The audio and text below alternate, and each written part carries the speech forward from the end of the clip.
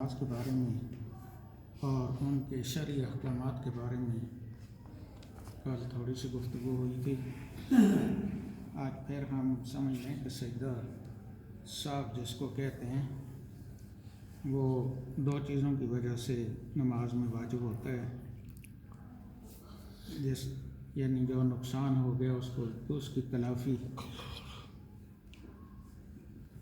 وہ سجدہ صاحب یا تو فرائض کی تاخیر کی وجہ سے ہوتا ہے کہ ایک فرض سے دوسرے فرض کی طرف منتقل ہوتی ہوئی جو دیر ہو جاتی ہے اس دیر پر سجدہ صاحب لازم آتا ہے، کیونکہ دوسرے فرض کی سے تاخیر ہو رہی ہے یا کوئی واجب رہ گیا ہے تو اس کے لیے سجدہ صاحب ہوتا ہے۔ ایک تو موٹا مسئلہ یہ پتہ چلا کہ سجدہ کرنے سے نماز کے فرائض چونکہ برابر ہیں، تکبیر تحریمہ، قیام، قرات، رکوع، سجود کا داخلہ، یہ فرض ہیں، تو کیا کسی فرض کے رہ جانے کی صورت میں سجدہ سہو نماز کو مکمل کر سکے گا؟ نہیں کر سکتا۔ اصول یہ ہے کہ برابر کی چیزیں برابر کے ساتھ مدد نہیں کرتی۔ مثلا سوئے ہوئے کو کیسے اٹھائے گا؟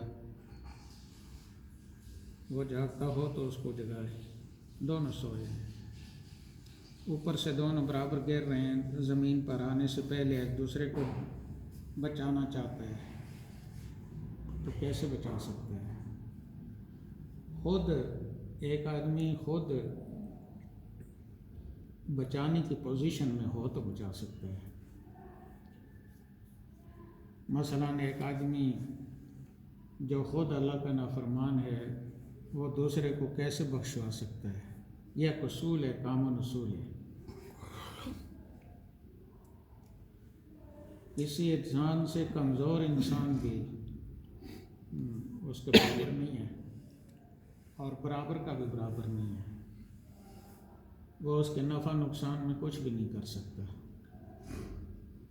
لہٰذا کسی انسان کو اللہ تعالیٰ نے جو اختیارات دیے ہیں، ایک انسان دوسرے کو فائدہ پہنچائے تو وہ اس سے اوپر ہونا چاہیے۔ مثلا انبیاء کے بغیر اللہ کی وحی لوگوں تک کوئی نہیں پہنچا سکتا۔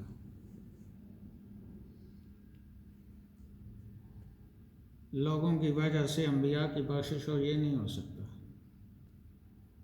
انبیاء کی وجہ سے لوگوں کی بخشش ہوتی ہے۔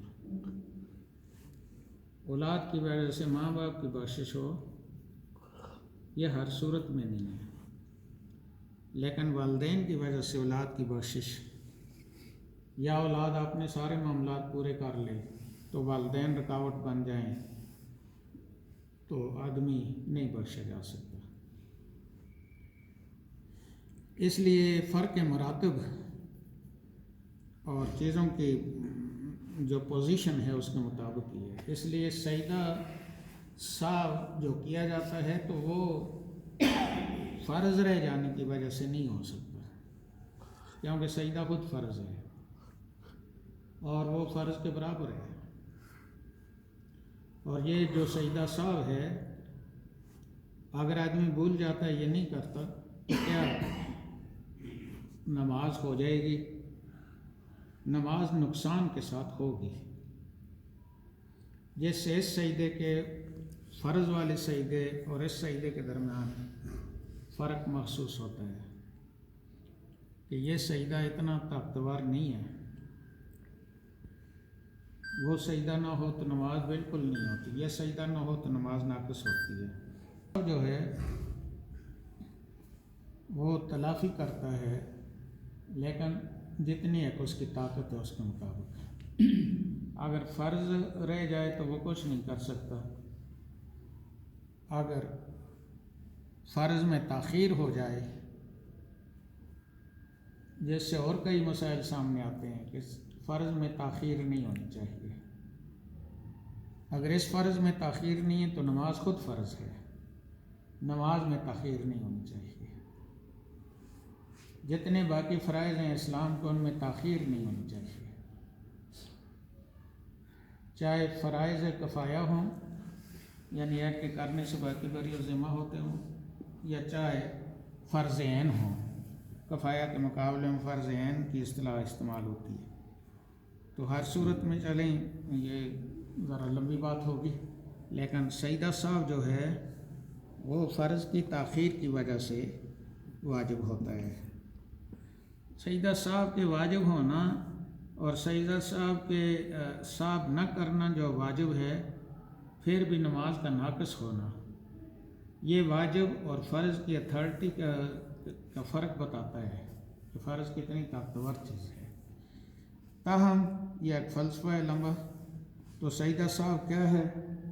فرض میں تاخیر ہو جائے، تاخیر نہیں ہونی چاہیے، اپنے مقام پہ ہونا چاہیے اور اپنے وقت پہ ہونا چاہیے۔ اور دوسرا واجب نماز کا رہ جائے تو اس کی تلافی کے لیے تو سیدہ صاحب اس کے برابر چیز ہے۔ سیدہ صاحب کب کریں گے؟ جب فرض میں تاخیر ہو جائے یا کوئی واجب رہ جائے، تو پھر اس کو سیدہ صاحب کرنے کا وقت کون سا ہے؟ جس وقت ہم واجب ادا کر لیں قاعدہ میں، واجب چاہے بیٹھنا واجب ہو اور پڑھنا واجب ہو، تو بیٹھنا فرض ہو، قاعدہ اخیرہ جس کو کہتے ہیں، قاعدہ اولیٰ کہتے ہیں اس کے مقابلے میں نماز کی اصطلاحات میں۔ قاعدہ اولیٰ میں تو سجدہ صاحب نہیں ہے، کیونکہ ابھی نماز باقی رہتی ہے۔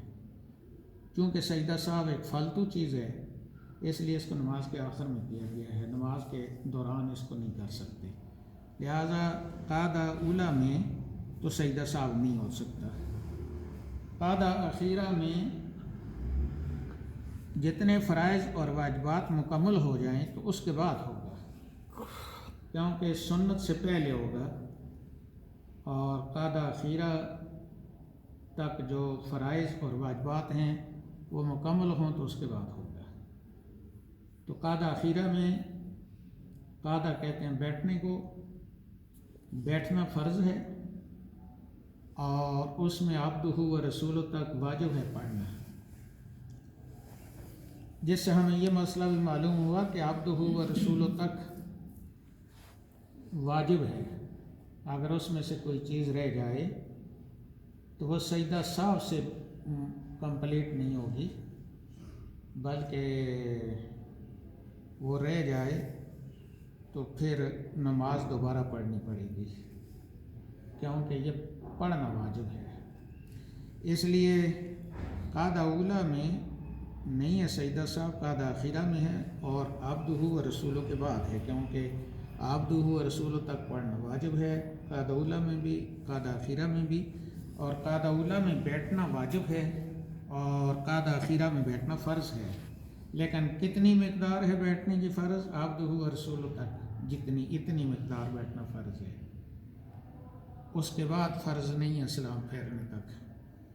اس لیے اگر عبدہ و رسولہ تک جاتے ہوئے اس کو مکمل کرتے ہوئے وضو ٹوٹ جائے مکمل ہونے کے بعد، تو پھر نماز مکمل ہو جائے گی۔ لہٰذا اگر پھر بھی بیٹھنا آخر دعا تک اگر فرض ہوتا تو پھر نماز نہ ہوتی، لیکن نماز ہو جاتی ہے، یہ وجہ ہے۔ اس لیے احناف کے جو فقہ مدون ہے وہ عقلوں کے مطابق ہے، کوئی انسان اپنی عقلی طور پر اس کو مات نہیں دے سکتا۔